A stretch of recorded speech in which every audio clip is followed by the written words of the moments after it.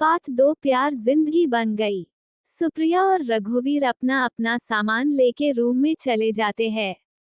Room बहुत शानदार होता है। सुप्रिया जाते ही नहाने चली जाती है और रघुवीर बैठा रहता है, अपने मोबाइल में गेम खेलने लगता है। तभी सुप्रिया आ जाती है। रघुवीर सुप्रिया को देखते ही रह जाता है। सुप्रिया रघुवीर के पास आ जाती है और कहती है, क्या हुआ? तो रघुवीर कहता, तुम बहुत सुंदर दिख रही हो। सुप्रिया शर्माते हुए कहती है, मैं तो सुंदर ही हूँ, जाओ नहाने लो। और फिर रघुवीर भी चला जाता है नहाने। रघुवीर नहाकर बाहर निकलता है और वो टॉवल में ही बाहर आ जाता है। रघुवीर भूल गया कि सुप्रिया भी उसके साथ है। सुप्रिया रघुवीर को देखने लगती है और रघुवीर के पास आ जाती है और रघुवीर को गले लगा लेती है। रघुवीर भी गले लगा लेता है सुप्रिया को। दोनों एक दूसरे को किस करने लगते हैं। रघुवीर कहता है, सुप्रिया क्या ये सही है? सुप्रिया कहती है, जो भी हो रहा सब सही हो रहा। रघुवीर, आज तुम मुझे अपना बना लो, बहुत दिनों के बाद मुझे मेरा प्यार मिला है। इतना सुनते ही रघुवीर सुप्रिया को गोदी में उठा लेता है और बेड पर लिटा देता है। दोनों प्यार करने लगते हैं।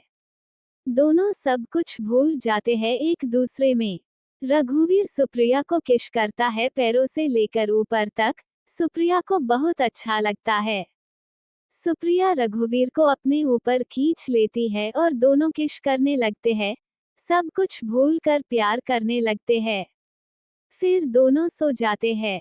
सुबह हो जाती है। सुप्रिया उठ के अपने कपड़े पहनने लगती है और फिर रघुवीर को भी उठा देती है। प्यार की आग दोनों तरफ बराबर लग चुकी थी, पर एक रात साथ बिताने के बाद भी सुबह दोनों काफी समय तक शांत बैठे रहते हैं। तभी सुप्रिया की आवाज रघुवीर के कानों में गूंजती है, कहती है, मैं अब तुम्हारे बिना नहीं रह सकती। रघुवीर को लगा जैसे कि वो अभी तक सपना देख रहा था और अचानक उसका सपना सच हो गया। रघुवीर भी कहता है, मैं भी नहीं रह सकता तुम्हारे बिना। दोनों एक साथ रहने का फैसला करते हैं और अपने मम्मी पापा को कहना चाहते हैं शादी की बात करने के लिए। सुप्रिया कहती है, हम आगे नहीं जाएंगे, हम यहीं से ही घर चलते हैं। अब दोनों एक दूसरे के बिना एक पल भी नहीं रह सकते और दूसरी गाड़ी बुक करके अपने अपने घर चले जाते हैं। घर जाते ही दोनों अपने मम्मी पापा से बात करने लगते हैं। दोनों की फैमिली एक दूसरे को जानती है तो मना नहीं करती। तभी सुप्रिया का कॉल आता है और रघुवीर भी सुप्रिया को कॉल करने वाला था। सुप्रिया, हेलो रघुवीर। हेलो सुप्रिया, मैं अब तुझे कॉल करने वाला था। सुप्रिया, चल झूठे वीर, नहीं सच। रिया, छोड़ मेरे मम्मी पापा, हम दोनों की शादी के लिए हाँ कह दी। वीर, मेरे भी मम्मी पापा मान गए और शाम को अपने मम्मी पापा के साथ तुम्हारे घर आ रहा हूँ। रिया, जल्दी आना, मैं इंतजार करूंगी। फिर फोन रख देते हैं। दोनों बहुत खुश होते हैं। रिया अपने मम्मी पापा को बताती है कि वीर के मम्मी पापा आने वाले हैं शाम को और तैयारी करने लगती है।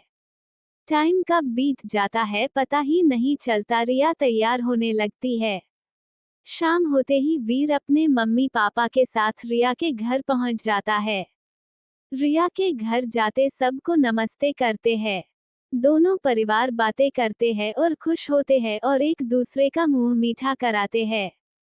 और जल्दी ही दोनों को एक करने की सोचते हैं और पंडित को बुलाकर शादी की तारीख फिक्स करने लगते हैं। रिया और वीर दोनों बहुत खुश होते हैं। बहुत जल्दी दोनों की शादी हो जाती है और दोनों परिवार बहुत खुश होते हैं।